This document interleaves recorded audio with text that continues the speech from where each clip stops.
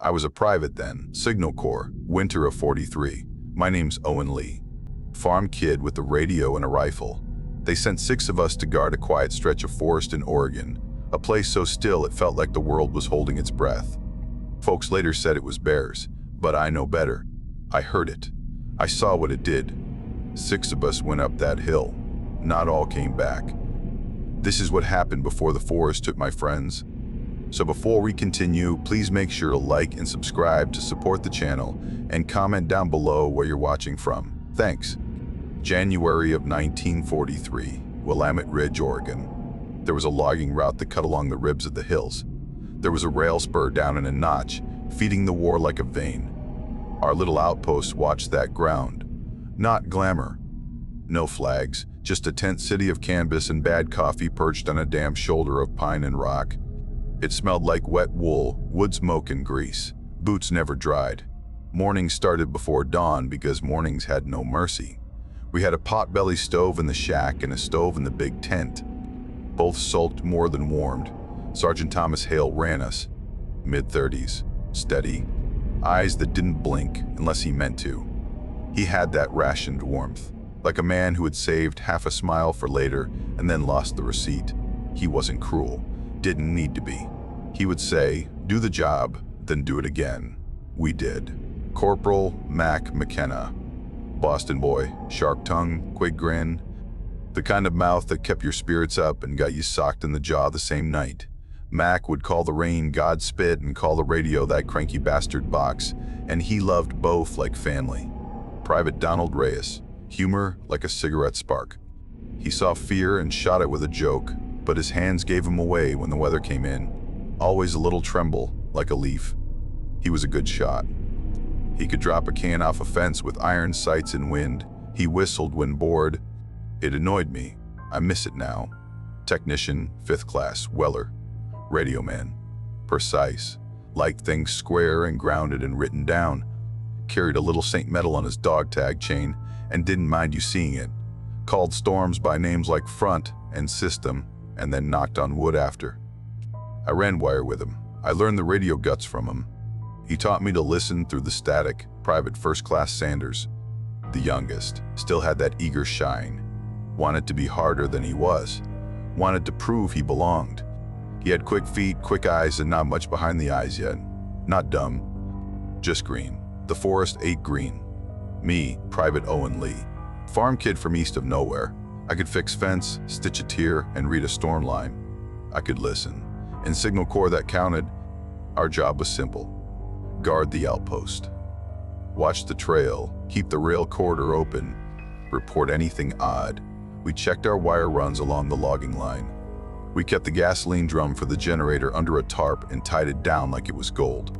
We swept the ridge trail after a wind for broken limbs so the little liaison truck could get up when it came. We filled sandbags where the ground slumped. We ran patrols a mile out each way. We watched and listened and wrote things down. It was cold. The kind of cold that makes your teeth feel like metal. We wore wool and more wool, and still the wet got in. The fog came sliding between the trees like something alive. It took your breath and your bearings. You could hear a branch crack a mile away and not see your own boots. The rain would come and go, then freeze, then melt, then come again. Monotony was the word. Same checks, same jokes, same burned coffee. Hale cooked the way he did everything. Efficient. Mean. He could make eggs into salt. We ate because a body has to. We cleaned our rifles every evening because Hale said a clean rifle is a kind rifle, and we wanted a kind rifle. The morning it started strange. It was still black out. The stove was fuming and the tent smelled like wet wool socks trying to die. Sanders stepped out to take a piss and came back with his helmet crooked and his face tight. "Sergeant," he said, "it's wrongly quiet." Hale didn't look up from the ledger. "Use your words," he said. "I am," Sanders said. "It's quiet wrong. No birds, no breeze, just the drips. Like the woods are holding their breath." Reyes snorted. "Maybe the woods don't want to hear you piss." Mac tossed him a shove. "Ease off." Weller stopped winding the radio cord. He listened, head cocked. Even he went still. Hale set the pencil down and finally listened too. The stove ticked. You could hear the pine needles drip. That was it. No woodpecker, no jay, no squirrel chatter. Just the unknowable spaces between drops. Hale nodded once. Noted, he said. We start with the line south. Mac, Lee, you run with me. Reyes, Sanders, you check the trail east. Weller, give me a good weather read and a clean battery swap. We went out into fog that chewed the world down to 30 yards, boot prints filled with water as you watched. The outpost sat on a little bench above the switchback. The ridge fell away to a creek. Trees leaned in over the trail like people with a secret. We did our checks. We found a branch across the path and dragged it aside. We put cold hands on cold wire and told each other jokes we'd told before. It stayed quiet wrong until the sun came, and then it was just the usual wet and noise. We were soldiers. We had a job. We had no time for forest moods. That is what we told ourselves. That is what we told Sanders. He nodded like he believed it. He did not. It was that night. We stacked a supply crate by the big tent flap. Rations mostly, cans with dull labels, coffee as black as guilt, a few signal flares in a side box. We did the night routine. Rotations on watch. One man on the perimeter at all times, two if the fog came thick. I took second watch with Mac. We stood near the lantern, watching dark. Lantern light makes shadows act up. Every stump looks like a man crouched down. Every bush looks like it breathes. You learn to ignore it. You look for what does not fit. Sometime after midnight, there came a sound you could feel in your teeth. Not a footstep, not a branch fall. A kind of slow exhale from the trees.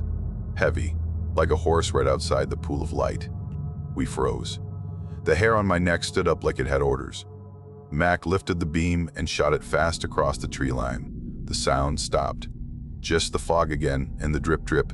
Bear, Mac said after a bit. Big bastard, smells our beans. You smell like beans, I told him. It was supposed to be a joke. It didn't land. We finished our watch. Weller and Reyes came on. Reyes muttered about the breathing too. Weller said he heard it, but he also said he hears dead air on the radio and thinks it is a song. We were hardly convinced. Dawn made the canvas go from black to gray to empty. We shook out of our bags and went to break down the watch stove. The crate by the flap looked wrong. Boards splintered outward, nails bent like pretzels. The canvas tie had been yanked and lay in the mud like a vein pulled from a body. Hell, Hale said. He stepped close. What did this? Reyes stuck his head in the broken box. Not a knife, not neat, not neat. Look, the edges were torn, not cut. The wood was ragged and crunched like a mouth had pulled it apart. Cans were gone. A few lay in the mud with teeth marks. Not teeth like a dog, too far apart, too deep. We circled like dogs ourselves. Mud prints mucked up the ground.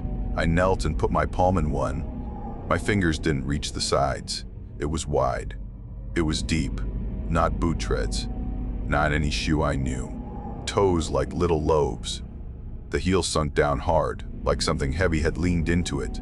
Weller stood back, arms folded tight. That's wrong, he said.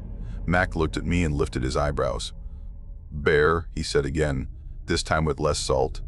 Bear's got boots now, Reyes said, trying for humor and missing. Perimeter check, Hale said. Calm.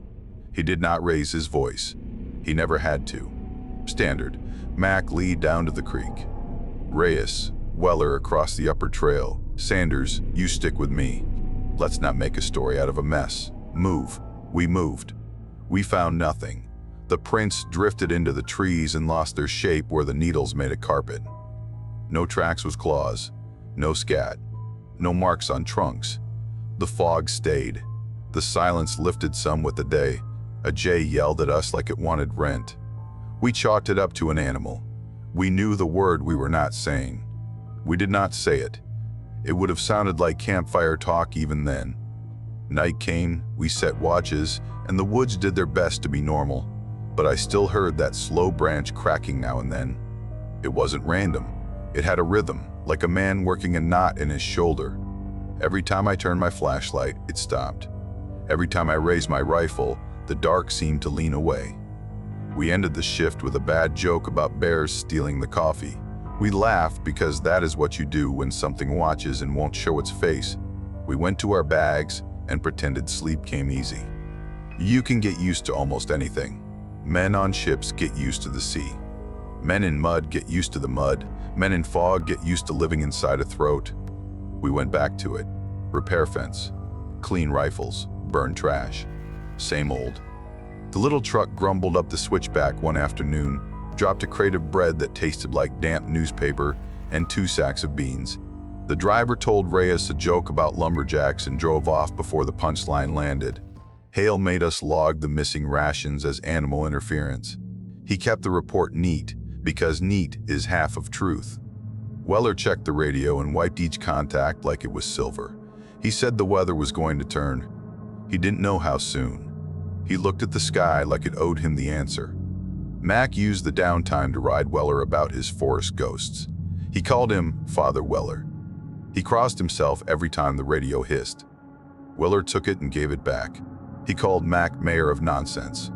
It was the kind of back and forth that keeps a squad alive because it keeps the dark at bay. Even Sanders grinned at that. He was not grinning much now. He kept glancing at the trees and he jumped when the stove popped.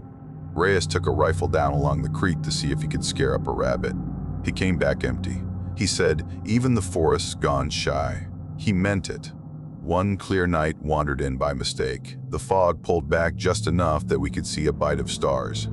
We broke out the cards and played poker by lantern light. We told the same stories and pretended to laugh like they were new.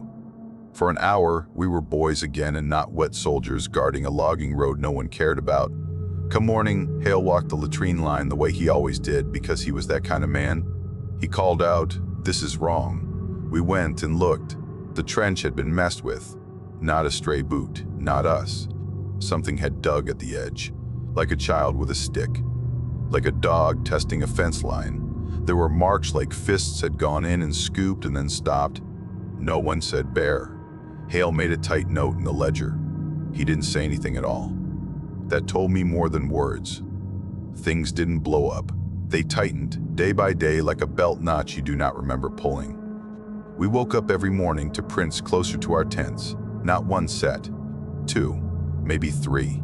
We argued about that. It is hard to tell in mud. But they had weight. They pressed deep like a foot belongs to a thing that will not be pushed aside. At night, stones came. Not a hail. Not random. Bursts. 3, then 5. Then nothing for a long while. Reyes counted them out under his breath and tried to make a joke of it.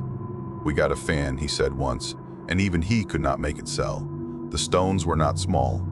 You could feel them hit the crates. You could hear the thud travel through the wood like a knock at your own door. Mac walked out into the dark once, drunk on his own nerve, and said, "You throw, I throw." He tossed one back and it disappeared like it never had been. He came back pale and called himself a fool before any of us could. We found a deer one afternoon, or what was left of one, hanging in a fur 30 feet off the ground like a butcher's sign. Gutted clean but messy at the same time, if that makes sense. No rope, no snare. The belly opened and the inside's gone, and no drag marks in the mud below. We stood under it and felt small. "It is a man," Weller said flat. "Men do that. Men can be rotten." "You want to see boot prints then," Mac said. He was angry at the air. Angry because fear makes men mean. "Where are the boots?" Reyes spit and missed his shoe. "It's a bear that went to church," he said. "Ties not, says grace, climbs trees like a priest."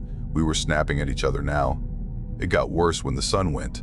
One night on watch, Reyes and Weller heard that breathing again. Not a wind, not a branch. A presence. Slow, steady, like a thing with lungs as big as the stove. Weller's hand shook. Reyes lifted the rifle and fired a warning shot high. It cracked the trees and made the fog jump. Silence then. A silence so hard it had edges. Then, far off, a long, low roar rolled. Not a cat. Not a bear I'd ever heard. It went up at the end like it knew our names and was saying them wrong. We started to break, not dramatic, just in little ways. Sanders pushed his plate away at dinner. He would not do night watch unless the sergeant stood next to him, and even then his eyes were wrong, big and shiny and full of the trees. "They watches us," he said one morning, voice shot to hell. "Like a man looks at chickens. Like it's counting." Hale put a hand on his shoulder and squeezed. Hale's hands were warm even when the world wasn't. "We stay on schedule," he said. "We do not waste bullets. We do not spook each other." Mac pulled Hale aside and hissed, "We need to hike down. Report this. Get a squad with more guns. Get a truck. Anything." Hale didn't like a lot of talk. He listened. He weighed. "We are a post," he said. "We do not abandon a rail line because the woods made a noise. I will radio in. If command says pull back, we pull. Until then, we are it." He tried to call. He set the antenna proper and switched out the battery and smacked the case like men do when they want metal to behave. The weather had come on mean. Static swallowed the words. His voice went out and stopped in the air like the fog ate it. He got enough through to make a report. Then the front rolled in heavy and the hiss took everything. We put up flares, lines, and trip lines like we were in a book. We doubled guards. We stacked the extra crates as a wall. We kept the lanterns low and used our ears more than light. We tightened formation on patrol like we were a single animal. We moved slower. We breathed more quiet. Fear can be organized. A thing that watches can learn from that. It did. On the third day, we found the helmet, half buried near the old spur trail that the loggers had used before the winter shut them down. I saw the edge in the mud and scuffed it with my boot. The metal came up tilted and cold as a fish. It had a name scratched under the brim, not a man we knew.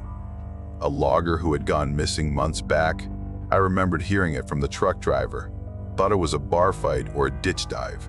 The helmet said otherwise. It had scuffs like it had been dragged. It sat there like a headstone. Sanders would not touch it. He made the sign of the cross with his eyes closed like a boy. Weller wrote the name down in his little book and shut the book hard, like closing it would close the day. Nights were not nights anymore. They were a span you had to cross in one piece. The stones kept at it. The breathing came and went thick as the fog. Once I heard steps that didn't sound like steps. A weight moving from tree to tree, light and heavy at the same time. If you have ever heard a big man try to be quiet, you know the sound. Not soft, careful. That is worse. That means it knows you. Reyes took a joke too far one evening. He hung a can of beans from a string near the cook fire and sat on a crate like a fisherman watching his bobber. "Come on then," he said. "Big boy, come take your supper." He had a grin like it was all a show. The string moved. Not much. Like something near it breathed. Reyes went quiet. He cut the string and the can fell and he put it back in the crate himself. He didn't say another word before sleep. Hale tried the radio again that night. He got a click back from somewhere. A lieutenant at the district office, maybe. A butter bar with a dry voice. Orders halfway through, then the weather slammed down and ran us off the air. I saw Hale rub his eyes hard with thumb and finger. First time I saw him look tired in the face. It scared me more than the stones. We made a plan you could put on paper. Flares first, warnings before shots. No running alone. If flares fail, fall back to the cabin.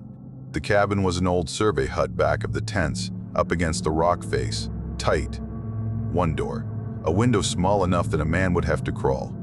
We stacked wood inside. We checked the hinges. We felt better because a plan feels like a wall. It is not. The next day the prints came right up to the tent line, fresh, larger than before. Or I only saw them that way. No, larger. I put my hand down again and it could have swallowed my whole arm. The toes bit in. The heel sank. It stood there and looked at the cook fire. You could tell from the way the ground wore. It had been there a while, quiet, while we slept 10 feet away. Mac took off his cap and scratched his head and swore soft. "It is counting us," he said. Same as Sand said. He called him Sand now, like he had grown up overnight. Maybe he had. We were not soldiers then. Not the way the manuals like. We were men trying to sit still while something got closer and tried us for size. We did what men do. We pretended not to see and waited for the next thing.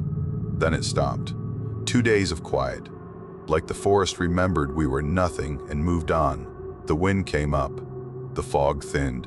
Sunlight broke through clouds in slices and laid across the ground like cloth. Our boots steamed.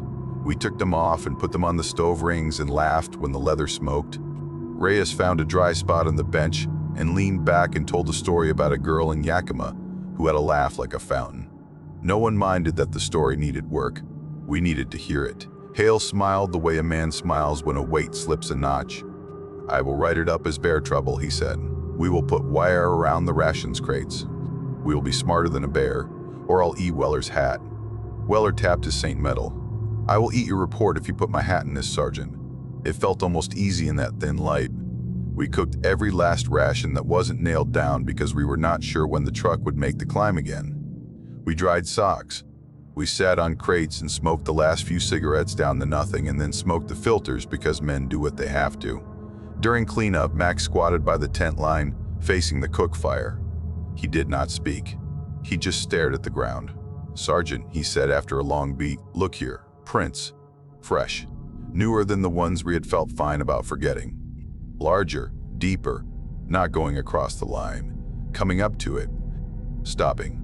A few steps. Turning toward the fire. Not a path. A visit. It had walked in while the light broke the clouds and we joked and cooked. It had stood behind us. You could see where the toes cupped the mud, the way toes do when a man shifts his weight to watch. No one made a joke then, not even Reyes. The piece snapped in the air like a wire under strain. We put our boots back on. We checked our rifles without being told. We waited for night and hated the light for ending. The storm found us after dark. The sky dropped in one piece. Wind came through the trees like a freight train. Rain hammered the canvas until the tent poles shivered like old bones. The lantern flame bent sideways. The world went down to the 5 feet you were standing in, and then the wind took that too. Sanders had the first watch. He stepped out pale and thin as a blade. He looked at me as he went, not a word. Just that look, like he wanted to hand me something he couldn't carry. He went his rounds. The rain got worse. It sounded like gravel thrown by God. The radio hissed in Weller's corner and gave us nothing but a long, cold line of noise. The stove lid rattled.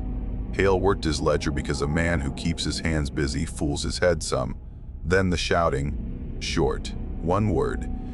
A crack that could have been a shot, then nothing. We went out like rope pulled tight. Sanders' post near the outer stake line was empty. No helmet. No man. No man. His rifle lay in the mud a few paces off, not dropped neat but ripped from hands, the strap broken at the buckle. The mud told a short, dumb story. Deep scuffs. Toes dug in. Then wide, sick drag marks that disappeared into the needles where the mud could not remember. "Hold," Hale said, his voice the same as always, and I loved him for it then. "We make a search, chalk the trees. Keep line of sight, no hero work. We bring him back." We marked trunks with chalk as we moved, bright lines on black, wet bark. The fog came between us in sheets like a curtain being pulled and pushed by a drunk stagehand. Something moved to our left. We turned. The movement was already behind us. A snap of a branch over our heads and then distant. It was circling, not running, studying. I could feel it the way you feel when a bull in a pen looks you over to see where to stick the horn. Weller panicked first. He shouted something and fired a burst into a shadow that had already gone. The muzzle flash lit rain like a million little knives. Mac grabbed his barrel and pushed it low. "Hold fire," he yelled. "You'll hit Lee." "Better than what's out there," Weller said, and then choked on his own fear. He knew he was wrong. He knew it and could not stop his hands. We called Sanders' name until the wind blew the sound back in our faces. We heard nothing human answer. We did hear a breath sometimes, or we thought we did. A long pull of air that was not the wind, fast then slow, close then gone. I tried to put a shape to it with my eyes. The shape did not want me to. We dragged ourselves back to camp, soaked and shaking.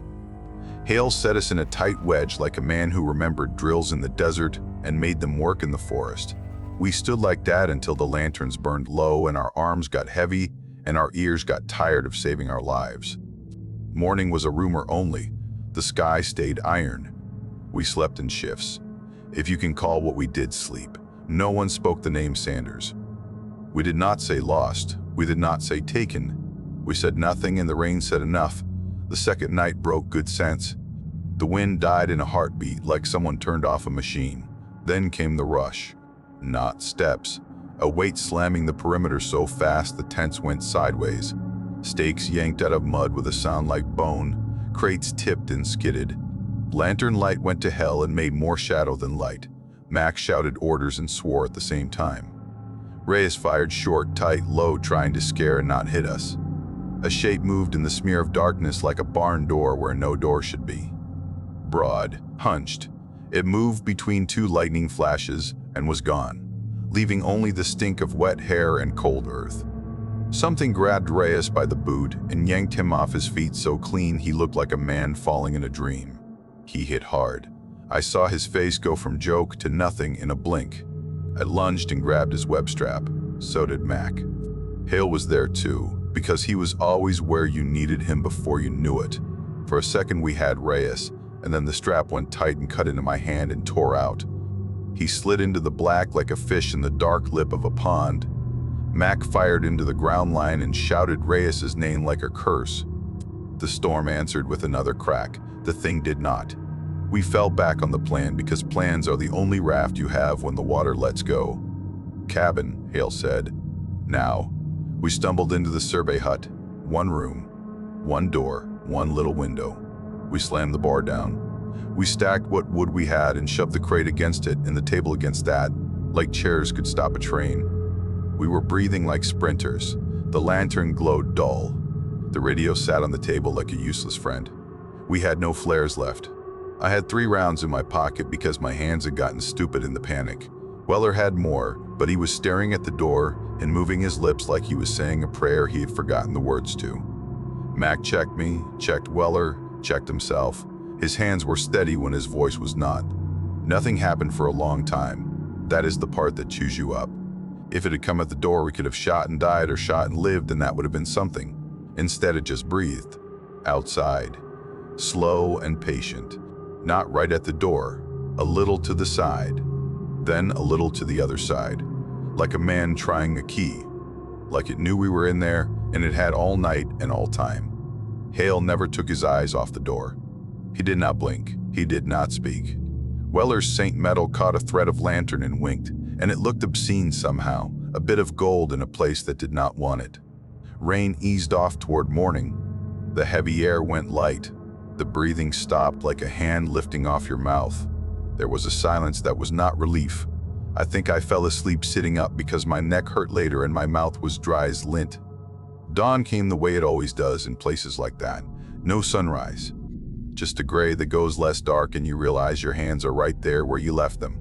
We opened the door slow. The camp was not a camp anymore. Tents down. Stakes in the mud like ribs. Crates shoved into trees. The place looked like a fight had happened without any men in it. Drag marks went off into the forest. Not messy. Clean. Straight. No shuffle of feet around them. No boot prints. Just long, wrong grooves where bodies had been or boxes moved.